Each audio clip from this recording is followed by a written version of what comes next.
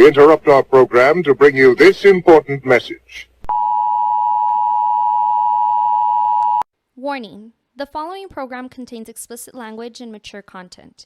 It is not meant for the easily offended. So if you are an emotional pussy, please refrain from listening. Thank you and enjoy.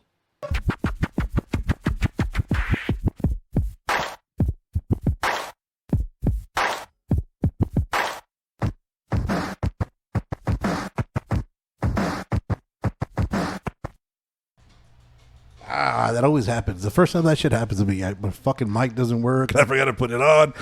But fuck it. Let me see. All right, so we're good to go. Welcome back to the Words on Fire podcast. Your boy Cujo riding solo today. All my other, my boys Vince, my boy Jules, they're all doing better shit. That's some better shit to do than what I'm at right now. I'm a little offended. Oh, you must be a leftist. You must be a fucking leftist. These guys that we have next to me. These guys that we have next to me go by they have a podcast themselves actually, and I believe I know I'm gonna get the name wrong, dude. Yes, just FYI, dude, I always get the names, everybody's fucking name wrong. I'm just a little I can't even say the R word anymore, and now it's been forced to that. I'm a little tarded. So I know now it's a T word. Yeah, not the T word now. Yeah, so that way I'm gonna fuck it up. It's from a fool and his friend. It's Jordan and Marko, who are local stand-up comedians, right? Yeah, man. Right. Jordan and Marko, what's good, guys?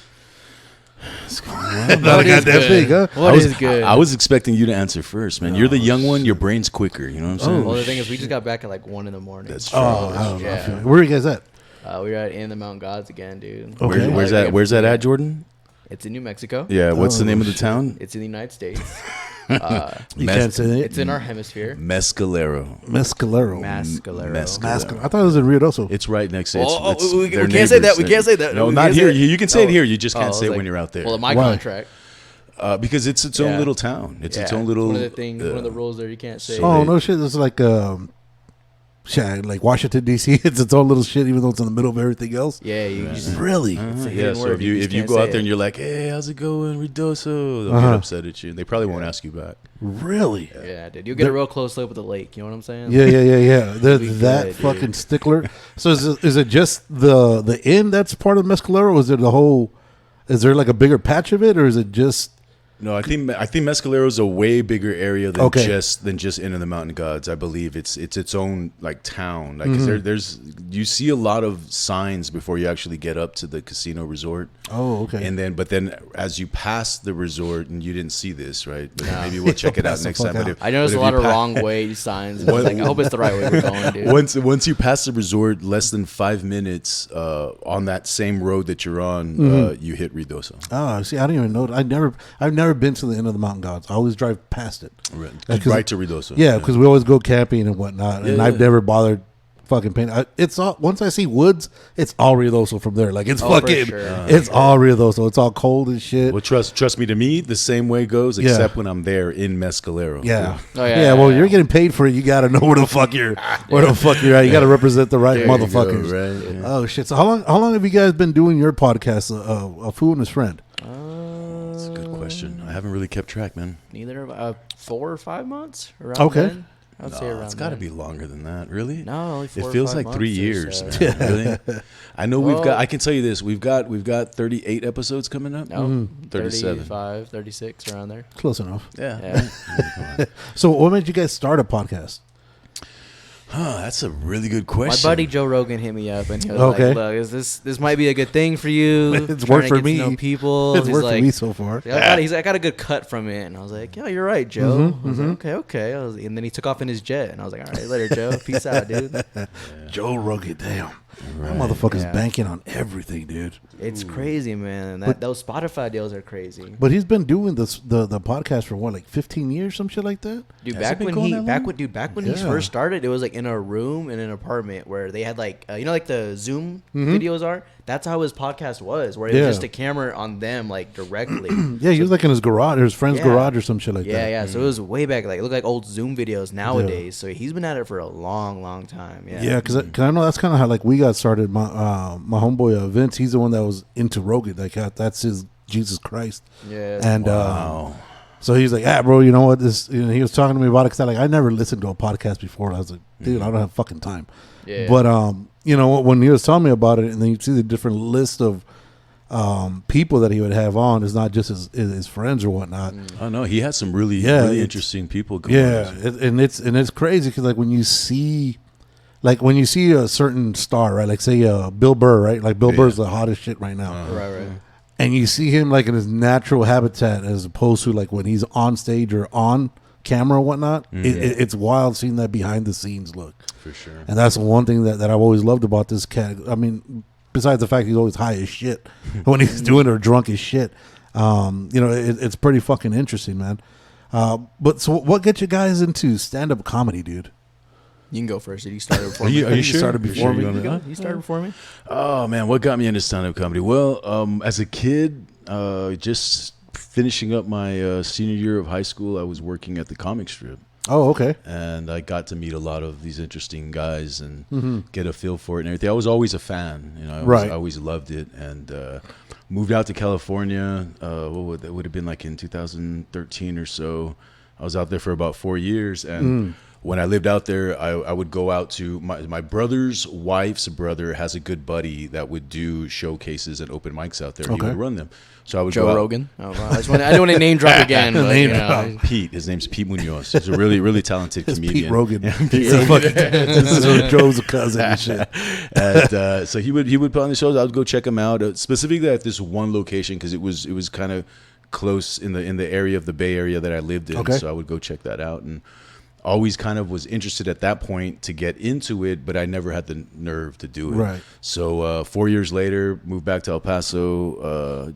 Just out of curiosity, decided to check out the scene. I'm a musician as well, so I was familiar with open mics and going out and doing that sort of thing for forever. And came back, checked out the scene. A buddy of mine happened to be running a mic. I didn't know it. I just happened to run into him at a bar where he was doing this, and I happened to open my mouth and say to him, "Oh man, well if you're here next week, I might try out. I'll get up and do a few minutes." Yeah. And of course, he had to be there the next week because he was running the deal. Yeah, so I ended up. I stuck to my word. I went back that next week, and I did about 5 minutes or so. Felt great, did well, and just continued from there. That was a little over 3 years ago.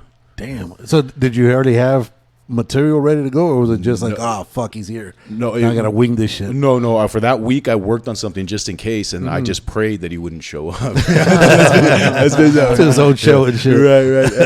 And I even, even up until the next week, I didn't know because that night that I saw him there, it was his show, but he wasn't hosting it. Okay. Right. So I didn't even know that night that he had anything to do with the show. Oh, okay. Right. So that means that when I showed up the next week, at that point, until I saw him walk in, I still didn't know he had anything to do with the show. And I even said to him, I said, man, I said 2 more minutes and I would have turned around and walked out, man. I was hoping you weren't going to show up. And that's when he told me, no, I kind of have to. And that's when I found out. That's my shit. Okay, well.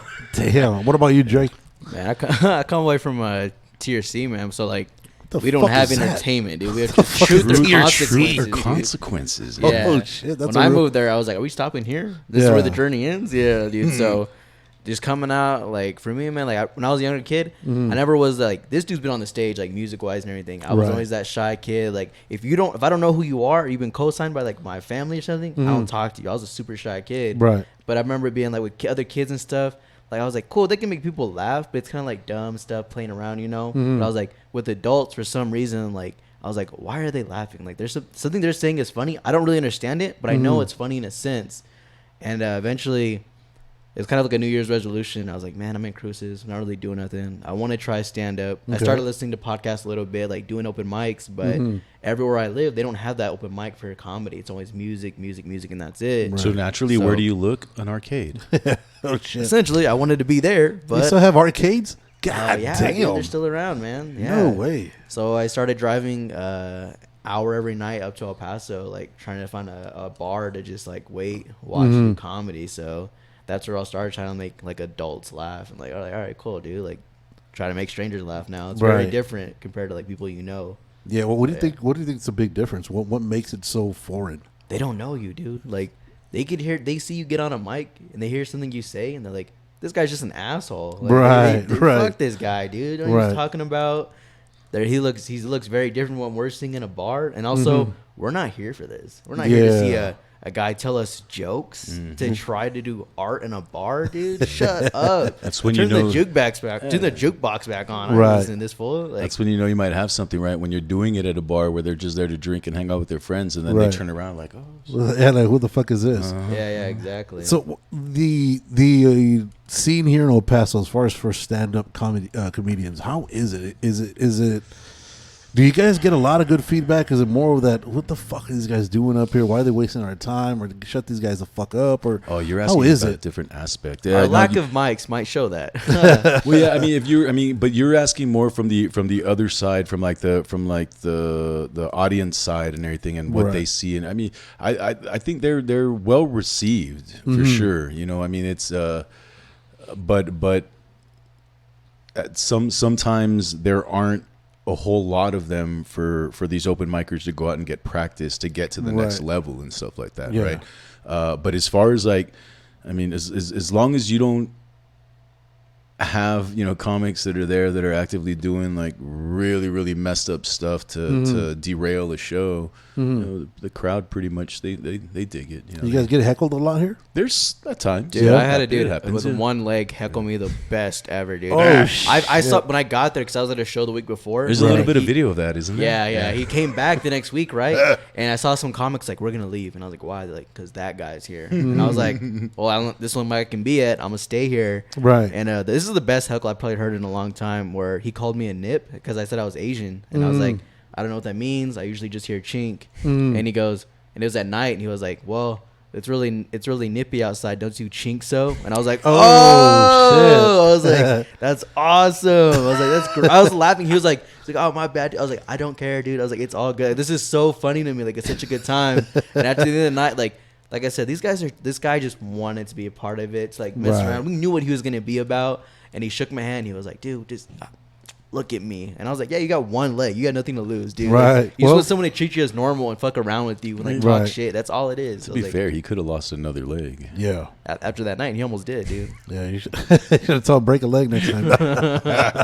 Best of luck. It's just different bars, different parts of the city, dude. Different nights. Right now in the summer when it's so hot, everyone's getting a little drunk earlier. So you never know, dude. Shows just might get a little crazy earlier. earlier. Yeah, dude. Timing of everything. When you go up on that lineup, it could be so much different from when the show started. It's so different, dude. So where would you prefer to be? Like, say you got a lineup of like 6 comedians. Where would you prefer to be in that lineup? 1 through 6. I mean, 6. I'm a natural headliner, but I don't know. I mean, if I'm gonna be honest, I'm like, that's a Joe Rogan in you. Yeah, he's probably like either sweets, probably either 1, probably get it going, or like 3, just to. 1 as of late, before to be like a 3 to get the first few comics up. I'm like, all right, cool, because I have a bad habit of showing up early everywhere. Like if you tell me be here at like 8, I'll be there at like 6:30 in the parking lot. 30 minutes, I gotta find it first. Right. And just an hour of like, I'm in the car preparing mentally. I'm going in there kind of just people watching, like, all right, what are you guys up to? You guys drinking? What's going on? I'm like watching it, and everyone gets there like usually in El Paso time 30 minutes late. Yep. And I've been there, so I'm like, I've already got this whole room scoped. Like, I've already noticed some people checking it out. So it helps a lot doing that. So I usually like to go like 2 or 3 because I already kind of know where the crowd is at, see what they're doing. But also make sure, if the crowd's not good, the comics got to go first. I'm like, yeah, dude, I'll go after you. Let everybody else fucking die by the sword, huh? Oh, yeah. Right, I'm like, I'll join you later, but I'm going to wait, And what about you, Mark? Man, I tell you, it's rare that I will sign up before 4. Okay. It's going to be 4 after usually. I like to see the first 3 comics go up, and if slot 4 is open, that's where I want to go. Okay. Yeah. So I know I mentioned Bill Burr earlier. I was watching. I've been like on a I've heard that crazy name. trip lately, dude. Bill Burr, I've heard it. Yeah. I mean, he's never done Mescalero, but I mean, he's whatever. I heard he's doing all right. Why, he's too good for Mescalero? No, he used to do not good enough from what I hear. Yeah, he used to do Ruidoso. He used to do Ruidoso. That's why they got feuding. They got the feuding beefs. Well, if you're gonna do Ruidoso, you can't do Mescalero. We can't have that shit here. He was at the Out of the Mountain Gods. But yeah, so I was hearing, the way one of the things he got really famous for was his rant he had in Philly, right? And that's one thing that they keep on talking to him about. That I guess he saw, his whole lineup. For those of you that don't know, there's a lineup similar, I guess, event like you were saying. It was a bunch of musicians. They threw in a bunch of comedians together, and the lineup of comedians they had were like fucking nothing but like headliners. It was like 10 in a row, and Philly fans are just, needless to say, they're fucking assholes. No matter where you're at, whether you're at a sporting event or you're at a church, no matter where the fuck you're at, they're all fucking assholes. Anything related, I get it. Yeah. So when I guess he went up like he was like third or fourth one in the lineup, and everybody in front of him was just getting shitted on. So he said he went up there, started doing this thing, because I guess everybody was going to have 15 minutes or whatnot to do their bit. And he said when he went up there, the first 30 seconds, he just got shitted on by everybody. Like, nobody laughed. His first joke, like the opening joke, he didn't realize was the same joke that they were running in the promos. So as soon as they heard it, they were like, "Oh, there's nothing new. It's all old shit, right?" Because you've heard it about 50 fucking times by the time you go to the show. Yeah. So when he heard it, he says that nobody laughed. So this dude said he said "fuck you" and he started shitting on everybody for the other 14 minutes. That he even started counting it. Like, he'd start talking. Yeah. Oh, you know what? All you guys are worthless pieces of shit. 13 minutes left, and now I got. He would just go on and on and on and just fucking slay everybody. And then he was saying that the next spot he went to, they expected the same thing, because once you get known for a certain style, they expect it to be like that for sure. And he was saying, there's one of two things he could have done. He could have done the same thing, and then now that's his niche, or he could have come back and done his original shit that he has. And he says, luckily he went with that original material, and it killed, because the dude's wild. I mean, that's when he had hair. Any fucking redhead ginger. Yeah, redhead ginger that's fucking angry is fucking hilarious. How can you not laugh at a fucking angry ginger? Right. I mean, that's practically a leprechaun right there. Well, he is out of Boston and shit, so I mean that kind of fits in perfectly. But then you hear shit like that, and it's like, dude. And I know he said, like, even though he bombed at Philly, he talks about how much of a great blessing it was, because and I could never contemplate doing something and then you just get zero laughs, zero feedback. Sometimes you learn more from getting shit on stage than you do having a great show. I mean, how long do you think that takes for you to fucking bomb before you start? Well, I'll get once. After that, you're good to go. So yeah, that's kind of funny, right? Well, I actually had the privilege to watch him start out. Oh yeah, I forgot about that. Oh shit, cut it. Oh shit. Yeah, and I gotta give him credit, man. I mean, I saw something that first time I saw him hit the stage. I thought that he had some talent. There was definitely some potential there. Right. But you could see the nerves. And he wasn't as prepared as he probably should have been and stuff, and we talked a little bit, as well as a couple of other comedians that night after he got off the stage. And honestly, man, I was like, man, I hope this cat comes back. I hope this kid comes back and tries again. And the next week I'm there, and sure shit, he shows up and he starts doing his stuff. And I, the whole time he's up there, I'm thinking to myself, damn, well, he listened to us. He took some of this advice, and he worked his stuff out, and he got up there, and yeah, man, he did great. I thought it was. I've never really seen him do very. I haven't really ever seen him do that poorly. For me, when I started, I had 3 really, really good shows, right, and then the 4th one was. Not so. Oh man, it was horrible. It was horrible. I mean, there was nobody paying attention. No. At one point, I turned around to another comedian that was sitting in the corner, and I'm looking at her, and she just looks at me. She's just like, "Keep going, just keep going." I was like, "All right, nobody's." I mean, I was like, I could stand here for 5 minutes completely silent. It'd be the same shit. Right, right. Yeah, because I know Chappelle did that one time. He had gotten. I guess before everybody started hating on him before his last special, he had done something, and everybody was just booing him. And I know his thing is the cell phone, right? Like, he doesn't like people taking recording or whatnot. Bags to take their phones away, yeah. So somebody had gotten a phone in there, and it just pissed him off. And he's like, you know what? I'm getting paid regardless if you guys listen to me or not. I'm just gonna sit here for the next 35 minutes and not do a goddamn thing. And sure as shit, he just sat there. Like a fucking beast. Did you happen to? This is changing the subject slightly, if you don't mind. Go ahead. Did you happen to see the video of Chappelle getting tackled by the cat? Yes. All right. So did you hear about the conversation that Chris Rock and Chappelle had right after that? No. Well, they started like joking around about the 2 situations that had taken place, and at one point Chris Rock taking a jab at Will Smith, he said I got slapped by the softest man to ever rap. That just stuck with me. I thought that was funny as shit, man. That's so. What was your guys' take on that? On that fucking. Well, first of all, on the slap, and then second of all, the fact that this dude was able to tackle a comedian at a fucking huge comedy show. Yeah, but did you see the size of that stage? You know how much room, how much space that those security guards have to cover? You're asking a lot. You see, not a single one of them got close to him before he did tackle him. I mean, you do see one come into frame like he's running after the dude, right? But yeah, but they all curb stomped that motherfucker when they got him. You see the photo where his arm was like backwards in the stretcher? I was like, ooh. But they didn't fucking press charges. No, they said they didn't press charges on the cat because. Well, I'm sure the venue would have, right?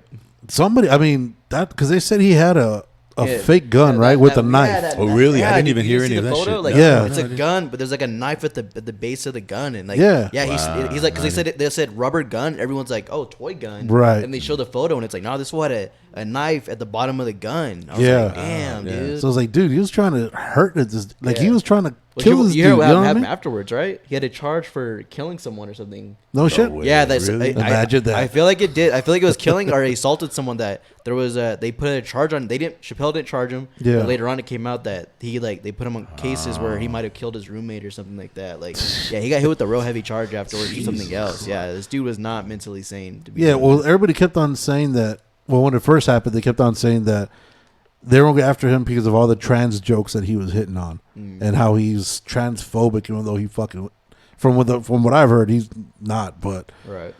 And I talked to him. He's not. Dude. No, you know, during you and Rogan sat down with him and had a good hash talk. shit out. That's a lost episode of a podcast. You probably won't ever hear, but it's okay. It's like that Wu-Tang album that nobody ever gonna hear, right? The one that was fucking taken by that shift guy. Fucking, yeah, dude. Oh shit! But it was like, dude, how like I said, I mean, I understand the stage is big, and oddly enough, in October I'm gonna go to that fucking venue, the Hollywood Bowl. Yeah. The Wu-Tang's gonna perform. Oddly enough, Wu-Tang and Nas.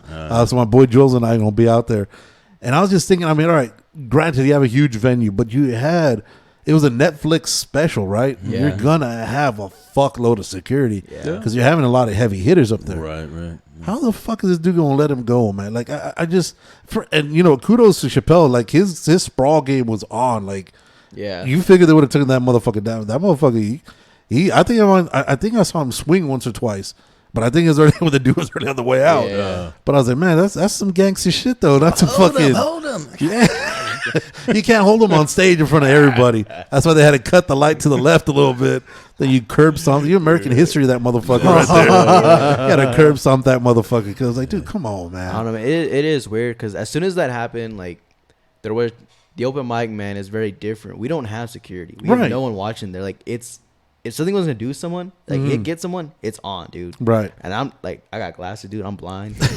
I'm 5'11". What am I gonna do? You know. Right. And I'm just sitting there, and there was that week, man, that I was at a bar. I'm not gonna say the name. 5'10", whatever, dude. It's all good.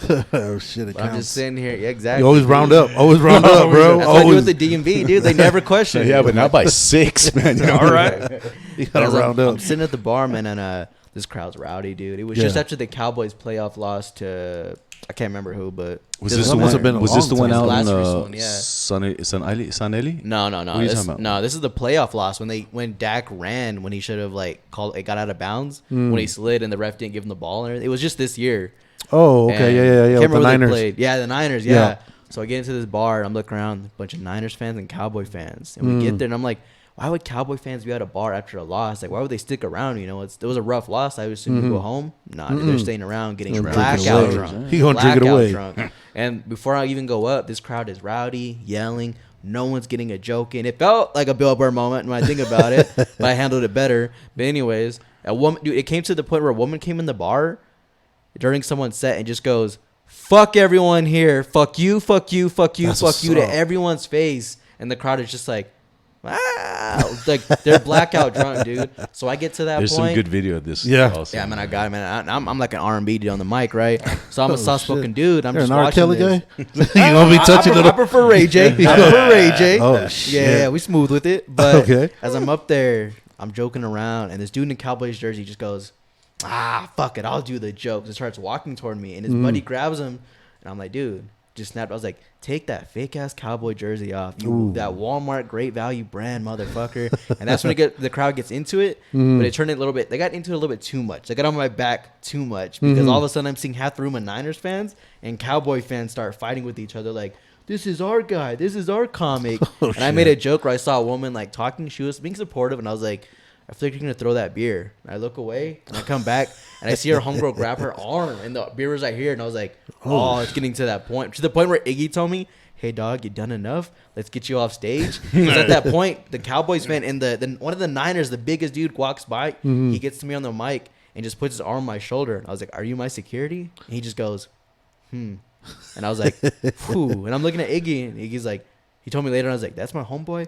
I don't know what he was going to do, but you just had the crowd into it. Like, to the point, it was so rough of a night, dude. The bartender told us, thank you for having an open mic here, because I didn't know what this crowd was going to do tonight. He was like, it was getting hostile in here. Well, you're about to instigate a fucking riot. I know, it was pretty bad. It was normally my goal is to get carried off by the crowd, but that night I almost saw a beer bottle thrown. I was not in that way. Yeah, it was getting to that point. I was like, oh, I don't got insurance. Let's just get out of here, dude. I got the comedian insurance. Yeah. They won't even take my cash.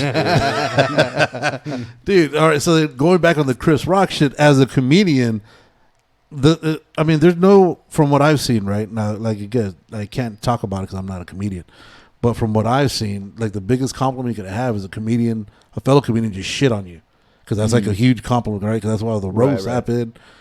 And the fact that Rock said something that wasn't even that bad, like, I've heard way worse shit. You guys say way worse.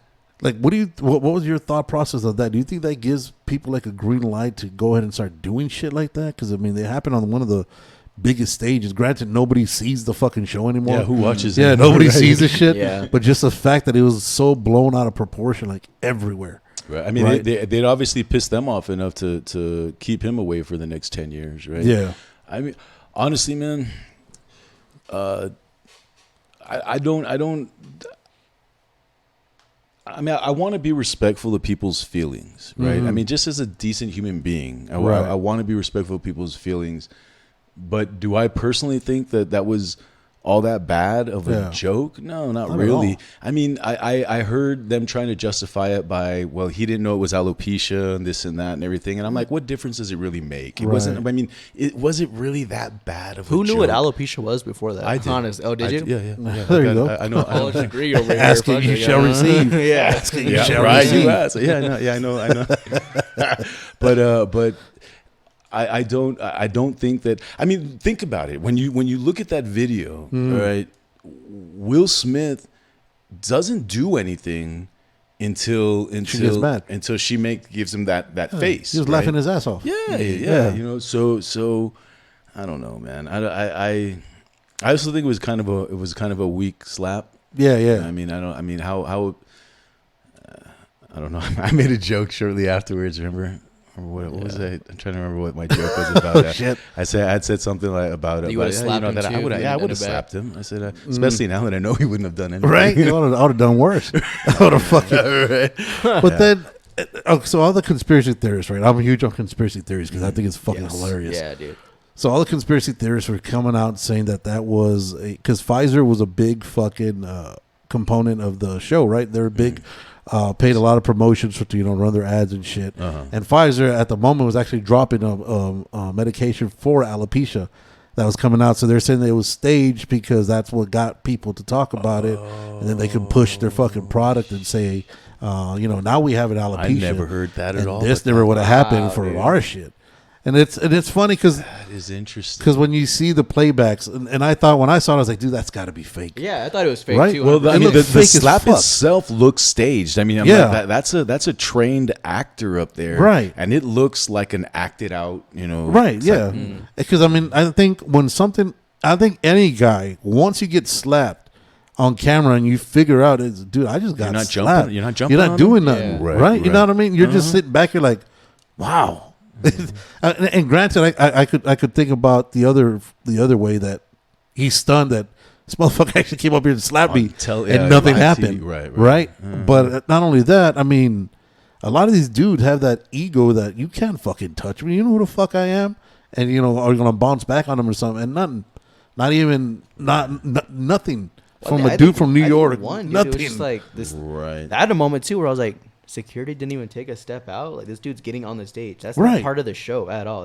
That's why it felt planned. I was like, why'd they let him get on there and walk? Like, he didn't just jump on and get him. He walked slow to walked. this dude. Yeah, I was like, He fucking pimp walked, dude. I think Jazzy Jeff was in the back, fucking giving him give him hell. No. Uncle Phil's ghost in the background. Oh, Shit. Yeah, but what you said there, that's super interesting. I hadn't heard that there was any alopecia medication being dropped by Pfizer at the time, so that makes it all the more likely that it was a completely staged sort of thing. Yeah, because like I said, I love hearing these fucking conspiracy theories because they make you think. Now a lot of them are kind of fucking ridiculous, but at the same time, where there's fucking smoke, there's fire. You know what I'm saying? And I think it's fucking interesting that happened. And like you said, when you see it, it looked staged as fuck. And as you said, when you see another guy going up there with the swag ready to, how is nobody jumping in the middle of anywhere? You know what I mean? Had that been, say if that was a female, right? And another female did it. Would something happen? Would they have jumped in or? Yeah. No, If it I was don't think so fucking- because guys are notorious for just sitting back and watching cat fights. Yeah,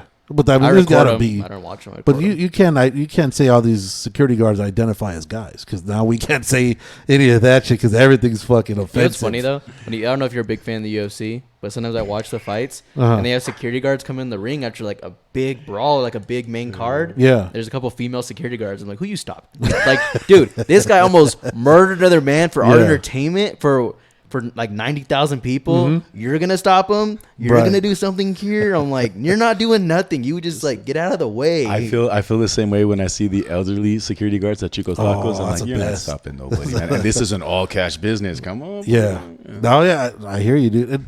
Like going back on that, like I'm more of a boxing cat. I'm not a UFC cat. Maybe because I just don't know much about UFC, and even at that, boxing's been falling off. But I remember when they had the Mike Tyson and Lennox Lewis fight. They had fucking 30 police officers in the ring before. I was like, dude, none of you guys are going to stop this motherfucker. Yeah, and they were all scared to Yeah, catch a they're- punch from They're Tyson. all man. scared. Like, Yeah. unless you shoot this motherfucker, No, you're not stopping you ain't going to stop a rabid fucking Right. dog, dude. And that's what's funny to me is that when you see a bunch of these boxers, and actually we ran into Nick Diaz and his brother Nate. Get out of here. We ran into him in Vegas one time. My boy Vince, he's a huge fucking fan, and they were just walking around, just them two. Anybody else, a Floyd Mayweather, even Tyson at a point, they had security guards with them. I was like, why do you need security guards if you're the baddest man in the fucking world? Yeah. You know what I mean? Like, who the fuck is going to take, who the fuck in their right mind when Mike Tyson, before he got thrown in jail, is going to try to take that fucking rabid dude on? Right. You know what I mean? You train for 8 months or 8 weeks to get die- knocked out in a to minute die for everybody. in a sanctioned bout. Right. You don't think you'll do some ghetto shit in the streets? You know what I mean? There's no fucking rules. You can't stop you. Yep. And Yeah, it's man. was You been ever see that press conference? I don't know much about boxing. I remember seeing that press conference from Tyson. I don't know if he was fresh out or what, but he got mad at a reporter and he was like, "I'm gonna fuck you till you love me." I was Yeah. like, "This dude No, is he's a ready poet. to He's kill." a poet. That's a love poem, Yeah, right I was there. like, he is not hesitating to hurt you. Like, Dude. you're just sitting across the podium, like, I gotta fight him. Right. Like, Dude. I mean, because they're even showing on his cell when he was in there, he'd get thrown in the hole or whatnot. His cell was dented from the door because he would just fucking munch on it. That was his practice so he could stay in shape. Like, who Well, the I fuck mean- is going to stop that cat? And he didn't he there was I'm bad with names, but there was a boxer. He was a boxer slash Crip. He's a gangbanger that Tyson had an actual boxing match with, and then he took him on in the streets. Yeah, I want to say the dude's name was Green, if I remember correct. Yeah, because they fought in the streets and everything. and Yeah, he fucked them up. He busted the guy's eye socket. Yeah, the orbital or Yeah. whatnot. Yeah, he fucked him up. Yeah, he was a professional boxer They too, said right? that- yeah. Oh, I think I heard that story too, right? He snuck him, and the guy was like, "Oh, this guy." He injured said me that or something." he claimed he was sucker punched. Yeah, But yeah, everybody, dude, like got other rocked. people that were around there, were like, "No, that was no sucker punch." That this cat went looking for Tyson. Yeah. It went out into the street, and Tyson made quick work of him in a few seconds. Yeah. They said that that fight was shorter than the fight in the ring. in the ring. Yeah, Well, think about it. I mean, in the ring, he's got. Well, if you're a puncher like he was, he would get the 10-ounce gloves. Because I know in the UFC they're 4-ounce gloves. Yeah, 10-ounce gloves don't have much protection, especially if you have the Cleto Reyes gloves, which have They're really light, so you can't even feel it. As opposed, you're gonna last a little bit longer, as opposed to a bare knuckle just catching you in the fucking eye out of nowhere. But these guys are, I mean, they train to kill somebody, like literally, and we love it. And then now he's like this fucking. Now he has his own podcast, and he was gonna start a weed farm. And now, I mean, shit. He's a comedian now. When he came out on, you ever seen the special? Yes, It's pretty sick, huh? yeah. You told me about it. It's just a great story. The one man show, right? Yeah. It's a crazy story, man. Dude, he's if you want to talk about living a life, that motherfucker. And his original trainer, Casamata, he would talk about like a lot of what he would do. He would read a lot of psychology books. And he would find a way to basically just put you in a trance to where you're ready to kill a motherfucker.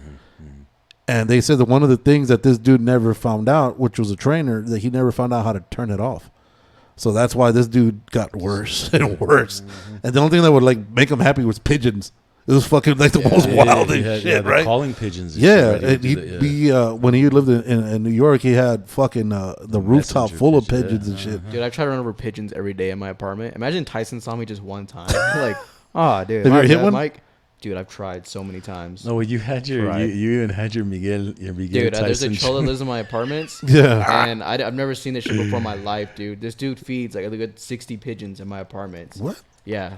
Does not talk to me. Yeah, I've seen it. He looks like Iggy's brother, straight up twin brother. And I'm just like, oh, I thought it was Iggy when I first moved there. I was like, oh, dude, sick Iggy, neighbors. It's not him. I was like, Iggy wouldn't feed pigeons. He's a normal person. Yeah. And I'm like, oh, fuck, Miguel Tyson's out here feeding pigeons over here. And I think he caught me one time trying to run one over, and the next time he didn't talk to me, and I was like, all right, dude, it's war, dude. I get it. I get it. Dude, it's weird. Pigeons are weird. I think they're suicidal. They like to fuck with you. Dude, with they their own freak me lives. out, dude. If I see disease, dude, I'm like, oh, I see yeah, disease. like they dude, want to try to see how. I think they're more adrenaline rushers. Like they want to see how far they can go before they die. Because I hit one the other day in my truck, and the dude was just like standing there. Like I haven't honked at the motherfucker, right? So, nothing. The motherfucker just looked at me, the little fucking pigeon thing, just looked at me and went about his bit like, you know, one of those fuck you. I turned around, feathers fucking everywhere. Oh, it's funny you would say that. You thought that they were suicidal and stuff. This isn't even a joke, man. When I was a kid, I was in my earlier mid-20s, something like that. One of the bands that I played in was a band called Suicide Pigeons. Oh shit! And it all came about because me and the guitarist were driving down the street in his truck. Yeah. And a pigeon just came out of nowhere and just popped. I was like, damn, that's a suicide pigeon right there. Yeah, those motherfuckers are wild. Like they give no fucks, right? At all. I don't get. I mean, I understand they get the small brains and all, but I mean, come on. Well, they were all, man. All our lives are calling us flying rats, man. I just want to end it. Dude, you start seeing there's some of my apartments are like brown and different colors, and I'm like, oh, that's some Mexican pigeons. I'm like, oh, you gotta get out, dude. No, run some away. of those. And I heard some shit the other day that it's supposedly it's good luck if you get shit on by a bird or a pigeon. I've heard that. Yeah. How the fuck is that good luck to get shit by somebody? Oh man, but I mean, if it's good luck to be shit on by a pigeon, I mean, it's got to be great luck to be shit right? By a human? They're gonna say that? Hey, 2 girls, 1 cup. There you go, right? They got the best luck if you didn't die after that shit, you got the best luck in the world. You can't talk to me no more because you got that poo-poo mouth. Right. Try to turn around, try to kiss a motherfucker. You know, kiss my foot. I'll break my foot in this bitch's ass. Hey, so I was curious. Can you mind if I ask you a by all question? means. The name of your podcast, Word on Fire. The words. We had to put an S on it. The Words on Fire. Yeah, we had to put an S on it because the Word on Fire actually is a fucking a religious podcast that we found out. We found out it was actually a religious podcast by some fucking reverend. Oh, really? Yeah, and then it's funny because all 3 of us, or the 3 hosts, were all atheists and shit. So I was like, wait a minute. So we ended up putting that S, and I found that after the fact that we had started it. Oh, okay. But yeah, we had put it in the Word on Fire one time. I was looking it up when we started on Spotify, and I saw that Reverend some shit. Okay. Joel Osmond or whatever. No, Joel Olstein. No, that guy for life, dude. It was like Reverend Touch a Kid or some shit. With the 2022 Subaru, yeah. Dude, those motherfuckers. I'm in the wrong business, boy. Those motherfuckers are banking. I mean, this motherfucker has so much money. He gonna turn away people during the flood and be like, "Oh no, yeah, dude. go That's with why God." It's been fuck Joel Osteen, dude, forever. That's what God wanted. There's an Instagram page called some drip preachers or hype preachers, and it calls them out on their post about getting like Yeezys, Red October from Kanye's, and like Gucci belts. And I'm like, oh yeah, all these motherfuckers, dude. Like, and there was a weird, I don't know, podcast interview between two super pastors, whatever they want to call them. super pastors. These dudes are on another level, and they're sitting there talking to each other. He's like, well, why do you feel you need a jet? And he's like, well, because I want to get to the next city so I can go preach and I can remember all what I want to say. And they just laugh like some weird evil laugh. And he's like, I gotta have a jet. I need the millions of dollars to fly this jet. I'm like, dude, fucking what? awesome. What? I remember Pac had talked about. I don't know. Pac had put on a video. I think caught him on, talking about all that shit. How it's a scam. How he goes, dude, the book, right? 'Cause I don't know how religious you guys are at all. But I know like most beaners are raised Catholic because they have no choice. That most of their parents are already Catholic, so you default by, you know what I mean, by born. And he had said, he goes, dude, the book of God, it says that you're supposed to be able to reach Jesus everywhere. You don't have to go to these fucking magical temples made of gold and shit to go talk to him. I was like, why the fuck do they need all this? And when you start looking at like little things like that, that's kind of like what made me shy away from it, because I was like, dude, it makes sense. Then you see guys like Osteen and the dude from the 700 Club who he's a fucking vampire. I don't give a fuck nobody says. And it's like, dude, these motherfuckers are walking around with like fucking the 3-piece suits. What they have on their body alone is like worth almost $500,000. Oh, there was one that I saw a video. He was in court, and the judge asked him, "Why do you need Louis Vuitton suits?" He's like, "I sweat," and that was his excuse for spending money. And he had to show paperwork. That's why. Sweat? He's like, "I sweat," and he's like, "That's it." He's like, "I sweat. These suits help me out more than you think." I was like, "Dude, like." Dude, do you guys know who Killer Mike is? Yeah. Have you seen? He did a Netflix special, like a 6-episode special about, different things that would come up to his mind. One of the things he did, he wanted to start a church, and then his boy, so he had a friend who really never ever much said shit. Right? He was like the quiet cat. He was just funny back there. He'd always look. He was sleepy. I think his name was like Sleepy some shit. Like the friend I hope Jordan would be. Oh shit! Yeah, there you go. and so they started a church, and the church would commune at a fucking strip clubs. This guy would be up there in the chair, just sitting there all fucking sleepy and shit. And they're like, "We gotta go by the book of what's his face." So he's out there trying to like preach to people to bring them into the strip club. Yeah. It was like, dude, that was the most fucking baller shit I've ever fucking seen. Funny. I was like, dude, we need to do some shit like that, because that's people will find. And I mean, look at Scientology.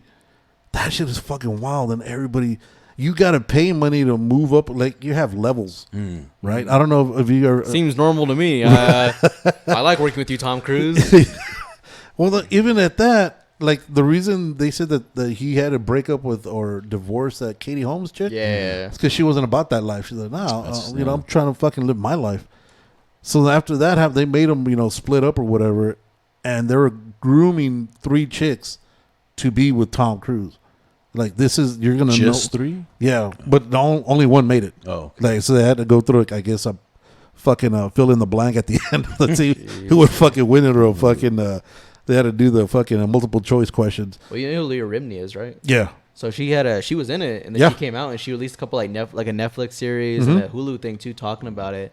I haven't watched it because I'm like, seems just too real. Where I'm like, you always hear about it, but I'm like, what do you know? And I don't want to get too much into this. I'm like, ooh, dude, it's fucking crazy. Isn't John Travolta also a Yeah, Scientologist? he's huge on that shit. Yeah, I thought yeah. so. Yeah. The one that tripped me out, that Michael Pena, the actor from Ant-Man, the beaner from Ant-Man. Really? He's a Scientologist. Really? Yep. What? And he had said that once he became a Scientologist, he fucking blew up in Hollywood.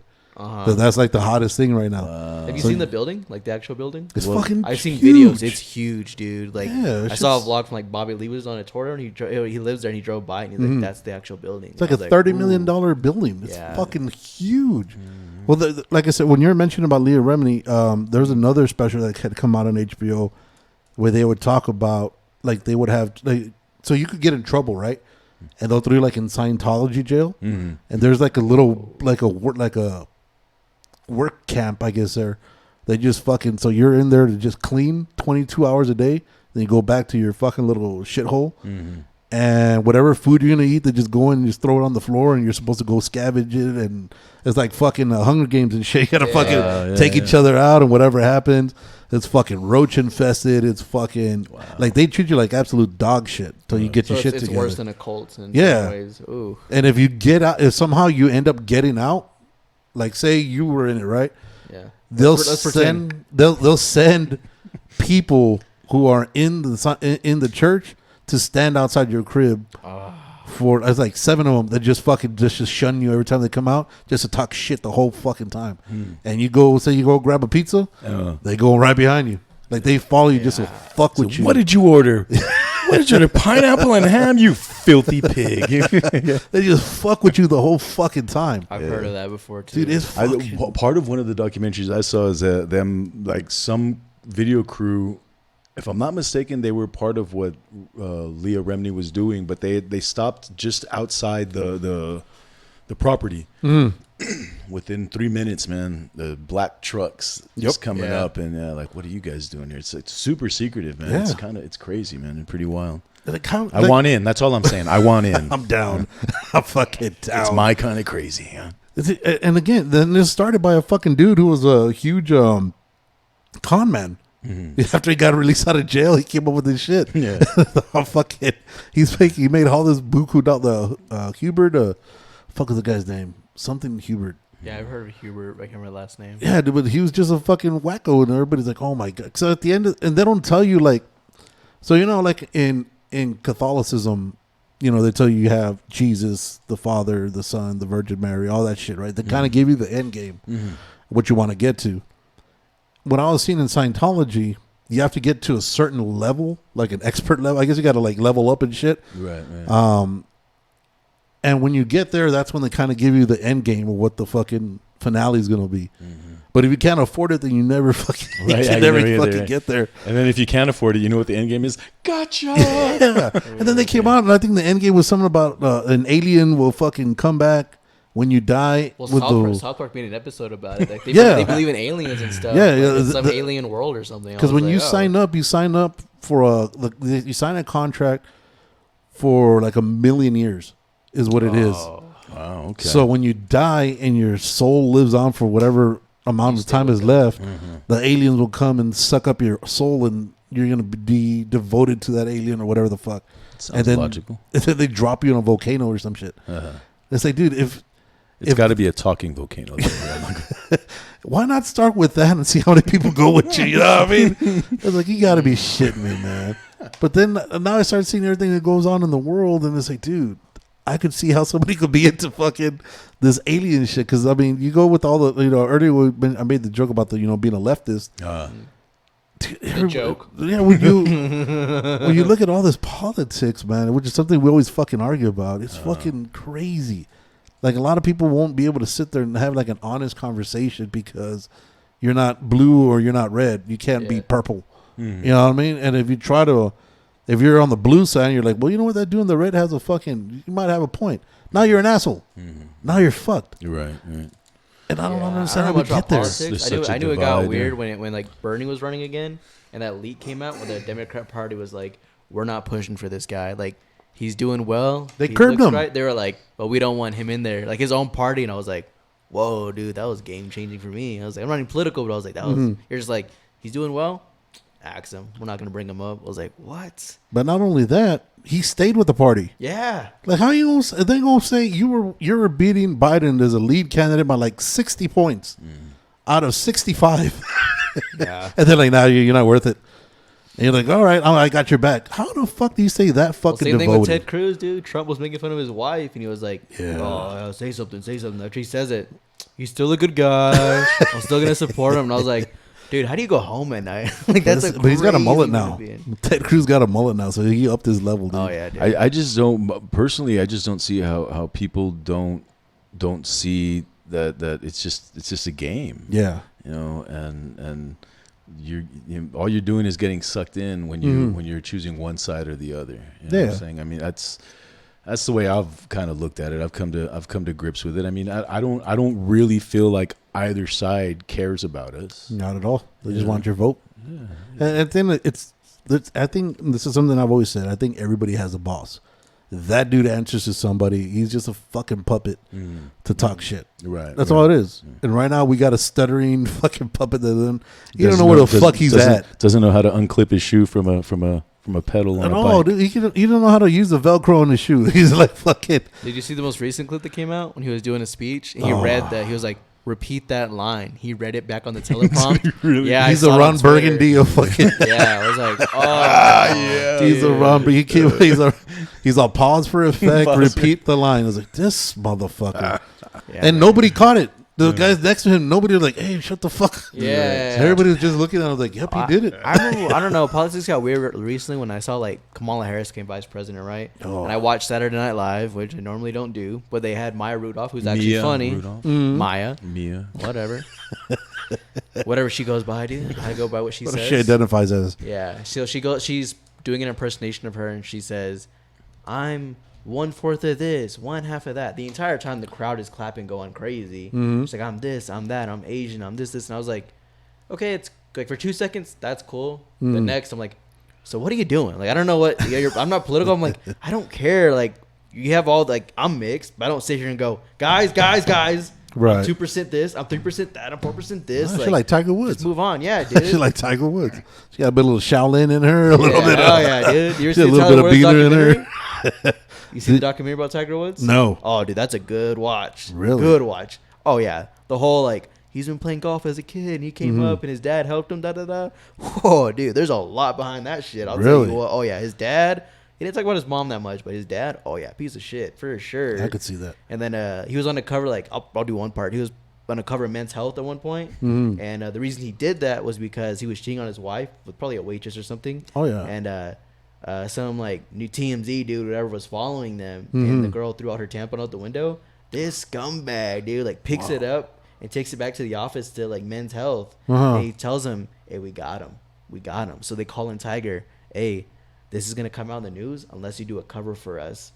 And they bring that up in the documentary for like good 3 to 5 minutes. Don't really bring it up. After the documentary, I thought there'd be something trending on Twitter like, yo, what the fuck? You like blackmailed a dude to do your cover? Nothing. No one brought it up. That's just business, baby. Yeah, they're like, it's just business. It is what it is. And I was like, wow, you guys blackmailed a dude. Like in 2000, like in the 2010s, like it's fucking crazy. Like I was like, shit, man. Yeah, that documentary was crazy, man. Jordan hears about some pretty weird stuff. Oh, yeah, he's into that shit. Oh, dude, crazy little things. He when he started like getting hurt, right? He got injured. I don't know if you're a golf fan. I'm not. It's all that fucking. Well, I thought so too. That he was a big partier and he wasn't taking care of his body. This dude was in the fucking Marines training for no reason.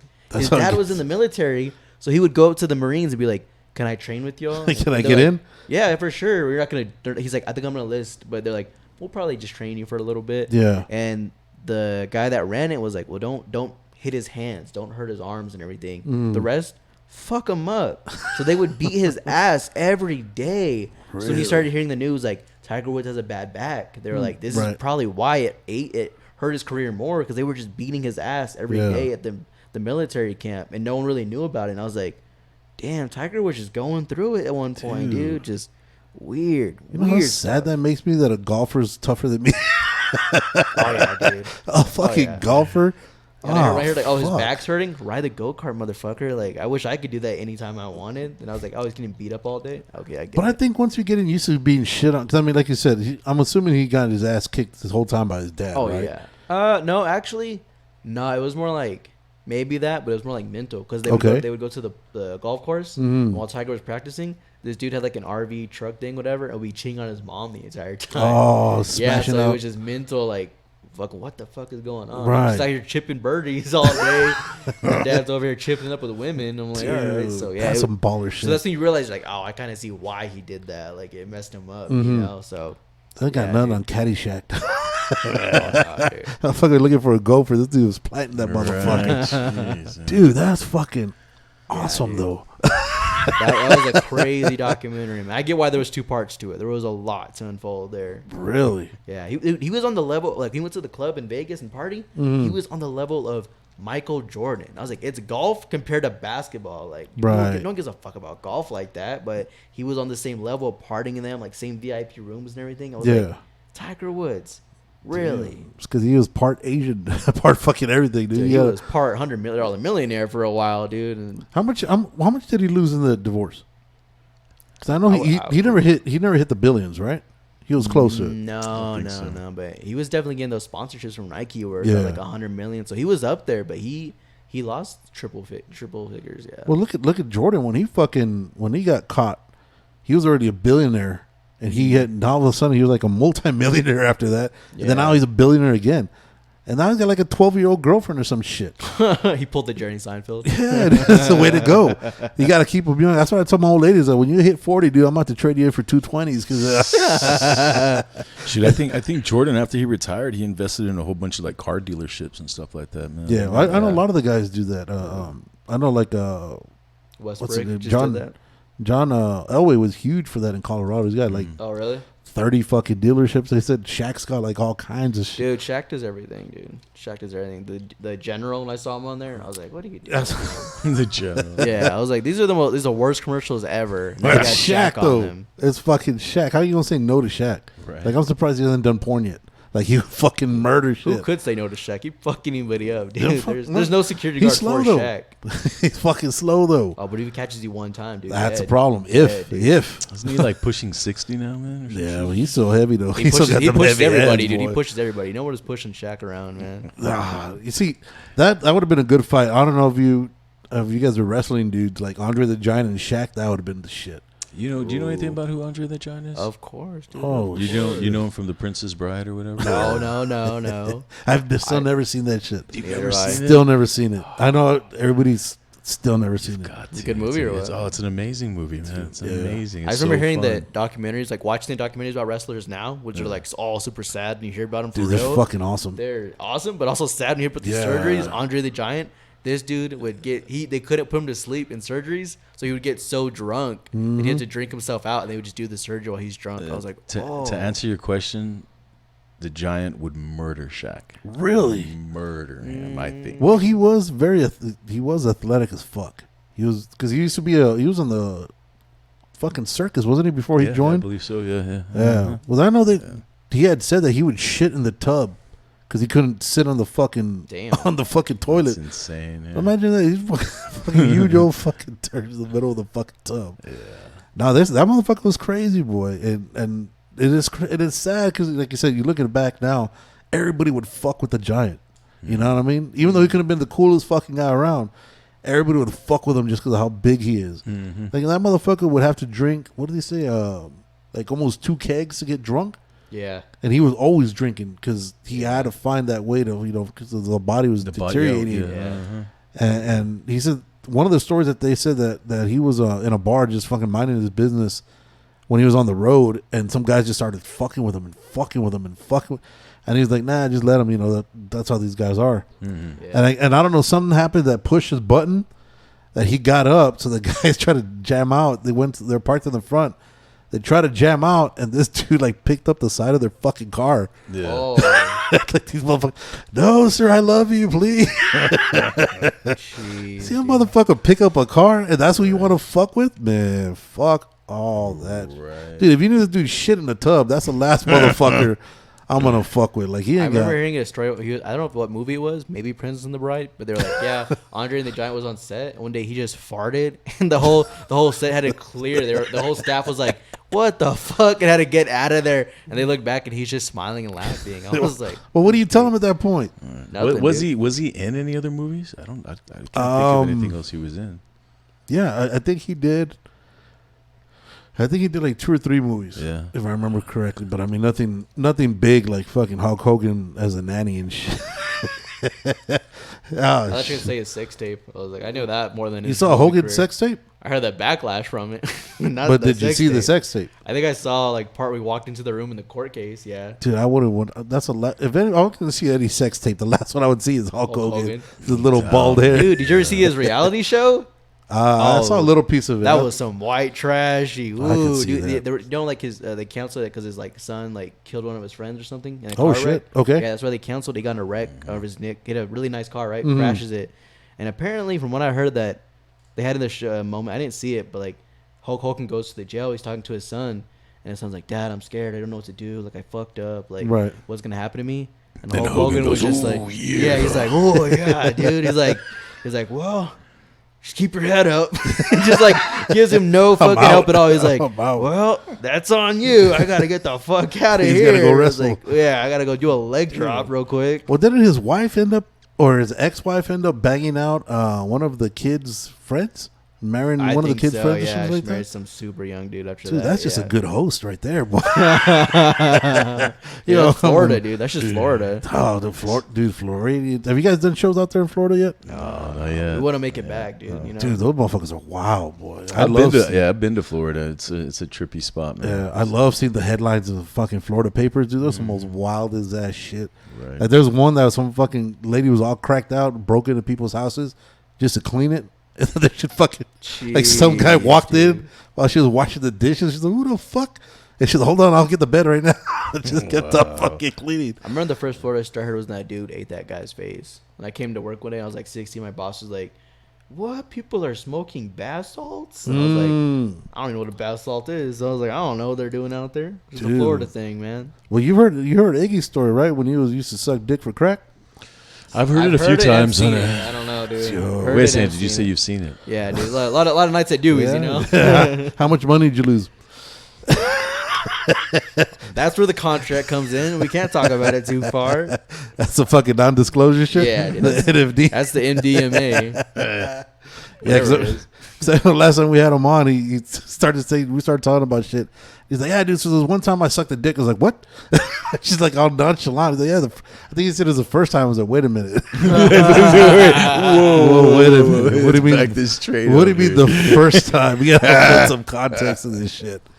Oh shit, dude. He talked about how he tried to rob some cat, and the dude was broke, and He scratched him. he had a fucking random free blowjob for nothing. I was like, all right, that's what it's called, the teaching moment, son. Oh, dude. Oh shit, dude. He's told me some stories where I have to look at him and be like, with all the comics too, most of them, Yeah. just like, you listen to it and you're just like, why?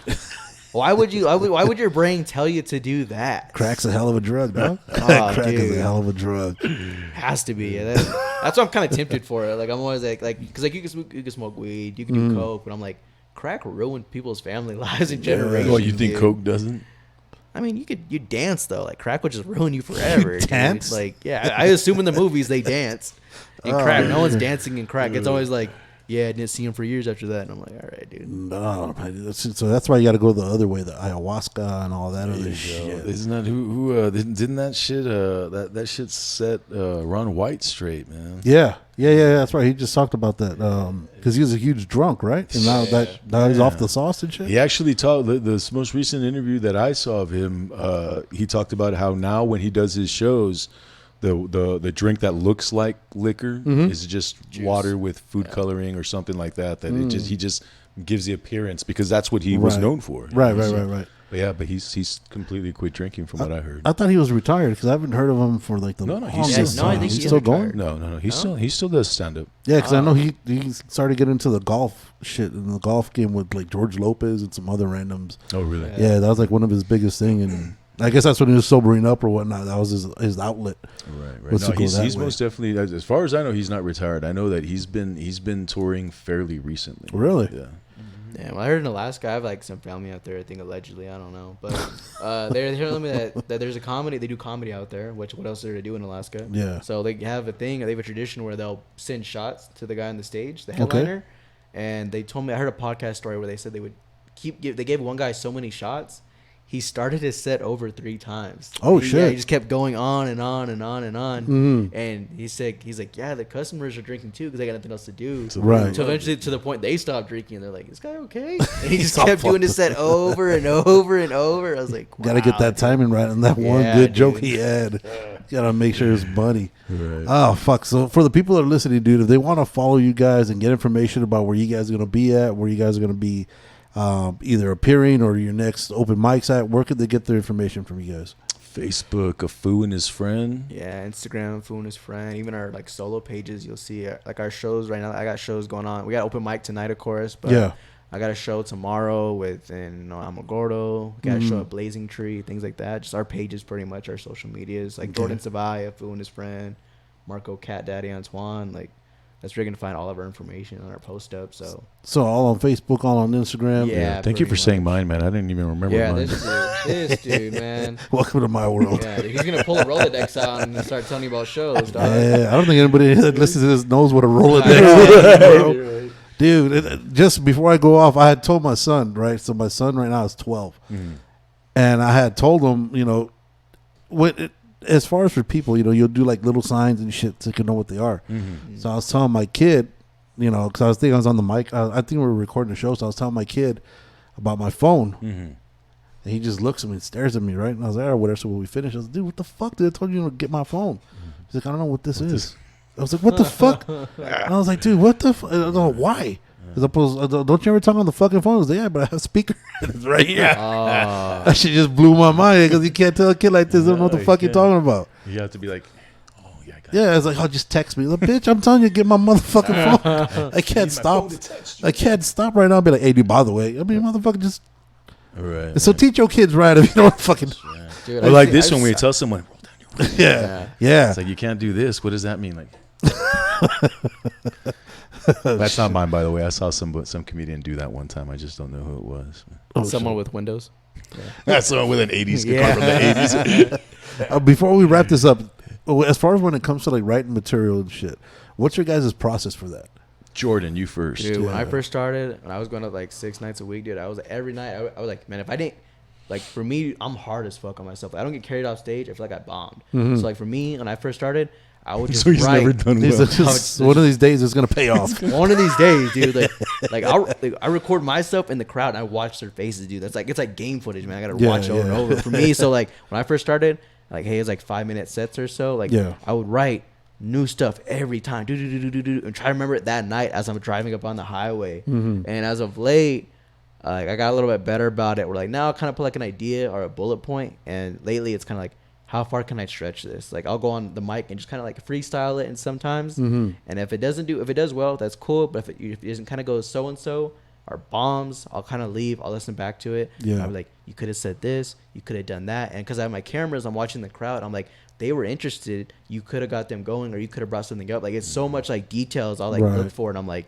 so right now it's like kind of like bullet points, and like, hey man, try to stretch this out as far as you can, or make something funny out of it, and also connect it to something else so you can add it to a set instead of a one-off joke. So that's really been my like process. So you go and you pre-set up your camera so Yeah. that way you can have it already at hand and whatnot. Yeah, exactly. I got one for me and then one for like usually the crowd sometimes too, where I can just like I can see their faces. Are they, if they're not laughing, do they smile? Do they look up from their phone? Do they look at their friend and be like, hey, that was kind of something, like just any little detail where I'm like I'm watching them just to see, okay, do I have something here or do I not? And I'm just kind of like following it from there. Yeah. Okay, and you, Mark? Man, when I first started, I would write everything out, like even my intro. Hey, my name's Marko. Thanks for being, that sort of thing, like everything. And I mean, so I had notebooks just filled with exactly how I was going to tell the joke. And after about a year or so, I stopped doing that, and it just became easier for me to think of something funny, and pop a little note down on my phone, a little notepad on my phone, and then put it, kind of like sandwich it in somewhere in my set list for the next open mic. Just bury it in there to where if it doesn't work, it's not that big of a deal, because there's stuff before it and there's stuff after it that I know does well. Yes. And then again, I mean, where do you think this genius got the idea to record his sets from and everything? So Rogan. He gave you a little bit of background. That's what the greats do. Yeah, dude. Great to great. I'm like, all right, that's a good idea. I was like, Rogan, you should start a podcast too. Like, a couple of the veterans that when I started out, some of the advice was that you want to record yourself, man. You learn from what you're doing up there, and you see yourself, and you're like, I don't like when or I'm saying this too much, or I'm you see these things, right? So you always, as much as possible. Now imagine driving home on a highway for 45 minutes, listening back to you bomb. You're like, I could just do a U-turn here and in there. Like no one's gonna know, you know what I mean? But I know. Just run off the let fucking that rig road, get a right? little closer. Have you guys ever like unconsciously fucking bitten somebody's material while you're up there doing it? And then just been like, oh fuck! Or have you guys seen people that bite? I've seen that stolen. happens. I've seen that. I mean, for me, like I'll say something and I'll like think back. I'm like, well, maybe that's just kind of because for me, I always worry, and no matter what I write, I'm like, someone said this before, I'll Right. throw it away, dude, all the time. Like, and I had to stop doing that. Where I'm like, hey man, make it your own. In a sense, almost everything's already been said, so it opens you up to more personal jokes where it's better for you to stand out. But for me, I'm like, you know what? This seems kind of too close for this. You get to call it yourself. Is it too close? Is it too close for this? And it's up to you to decide and be like, you know what? It is a little bit too close, or it's not. It's my thing. I'll spin it somewhere else. So it's up to you. You get to call that shot on your own. Yeah, it's fairly easy for it to happen if you're studying comedy. I mean, it's you hear it happening to even the big ones, all the time, right? They're like, they hear something, they go home, they're working on their stuff, they're doing this and that. All of a sudden, something in their head, they remember the joke, but they don't necessarily remember where they had heard it from or anything. And then after some time, you start to think it's yours or something like that, right?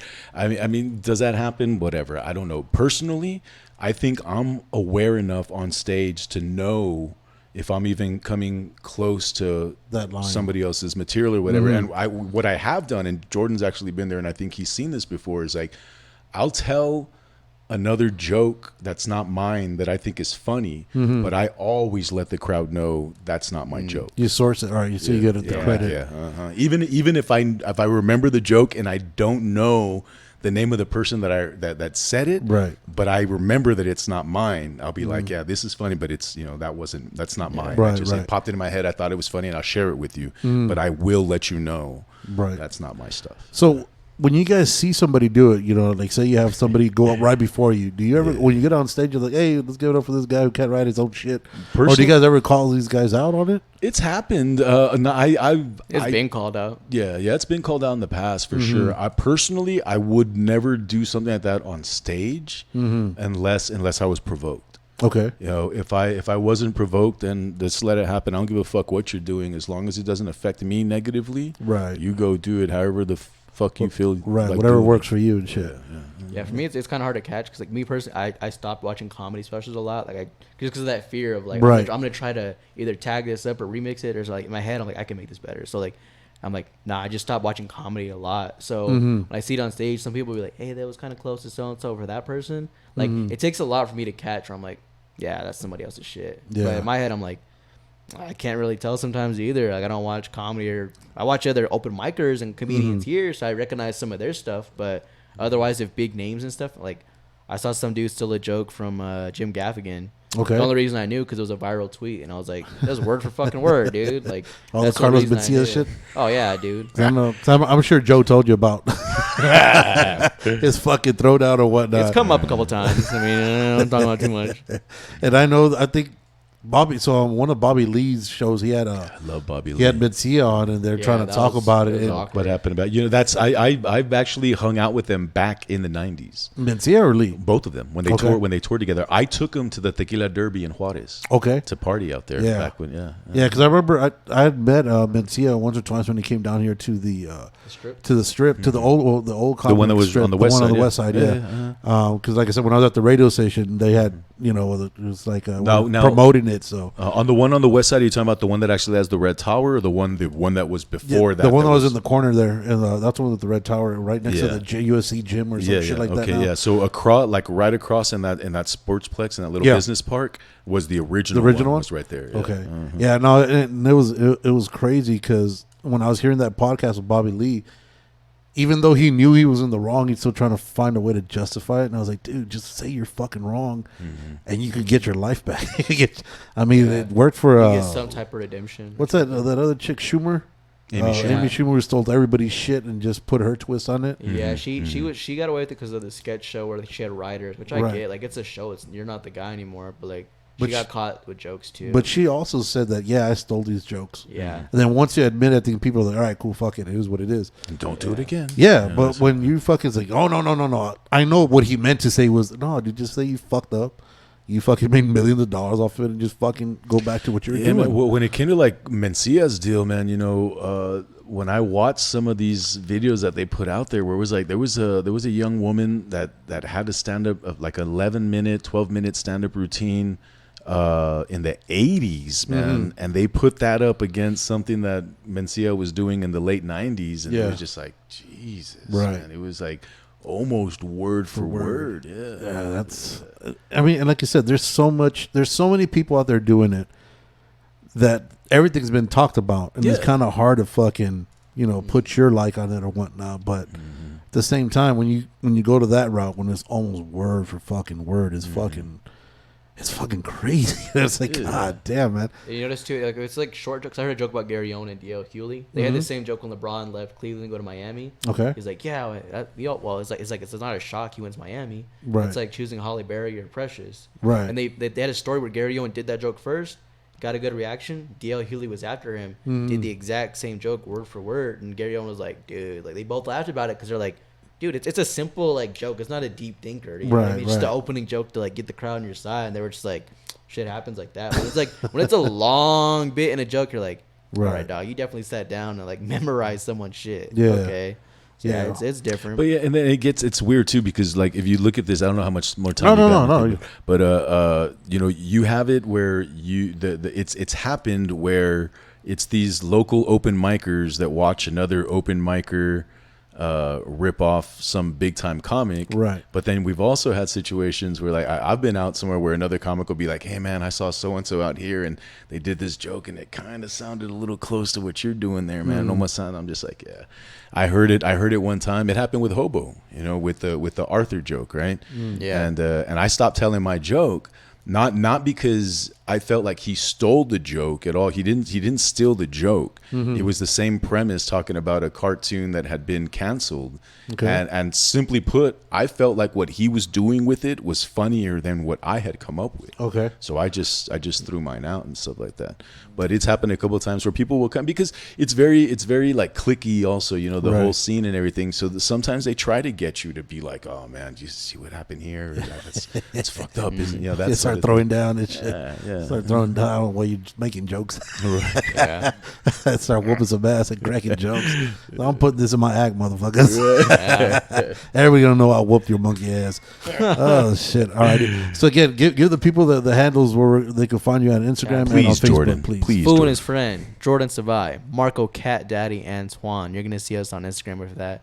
We have our Facebook page. We also have our own comedy page where we can like actually keep up with the details of what's going on here, the El Paso comedy scene. So just trying to create a little network of the people here, man. Get accurate information so everybody knows what's going on. So where everyone's all together, you know. And then your podcast name, so they can find you on Fool and his Spotify. friend, man. A Fool and his friend everywhere. Spotify, all the spots, Apple, man. Apple. You're on YouTube and up and all that shit. Apple, yeah, man. Well, hey guys, I appreciate you guys. I know you guys have your fucking your open mic today, so I'm not want to hold you guys. But you for I promise having you us, told man. me after this, dude. What the fuck is going on? Like I think the word was cuddle. Is Yeah. What you said. all right. Well, We're gonna Scarface it. Two of us. Oh shit! You're gonna get a big old fucking. Yeah. Nah, if you're gonna do it, you gotta do like the dude from Wolf of Wall Street. You gotta sniff cocaine off a crack of a hooker's ass. That's how you know when you made it. Oh, that's when you know you're in El Paso, fellas. No, that's some mescalero shit. So till next time, guys, don't be an asshole. Don't be a dick. Deuces.